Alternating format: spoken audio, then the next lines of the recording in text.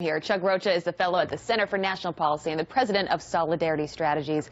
Matt Schlapp is chairman of the American Conservative Union and former deputy assistant and political director for President George W. Bush. Good morning to both of you. Thanks for waking up so early for us. Morning. All right, Great so I want to start with you, Matt. You know, it seems like the theme for Democrats lately has been the blame game. It's anybody else's but our own.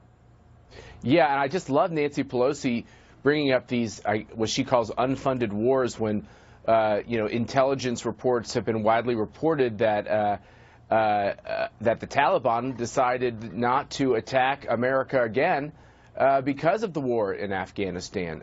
So it's amazing that defending the country from terrorists is now just considered wasteful Washington spending.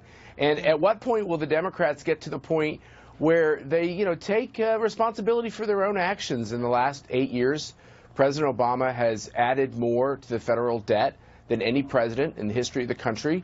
By some statistics, more spending under Obama, or more deficit spending under Obama, than all of his presidents before him combined. So I'd like the Democrats to take just a little bit of responsibility here, Abby. Chuck, respond to that. Who is to blame here? Well, I think that there's a lot of people to blame, and I think that that Nancy Pelosi does bring up a good point that these wars were not funded. It was a big part of the debt, but I don't see that as standing alone. I think there's a lot of blame to go around on both sides of the aisle. I think that's why the popularity of the guys behind me in Capitol Hill is about 18 or 20%. I think when you run to the extreme right and you run to the extreme left, you leave out a lot of hardworking Americans in the middle, and they want to see results. They want to see the debt come down, but they also want to see job creation. So I don't see like throwing hate at either one of the extreme sides is the solution. Matt, it's interesting. I mean, you think about the past 8 years, there's certainly not been a focus under President Obama's administration on handling our debt. When I said we're now nearly $20 trillion in debt, that is not a place anyone wants to be. No, that's exactly right. And look, I agree with Chuck.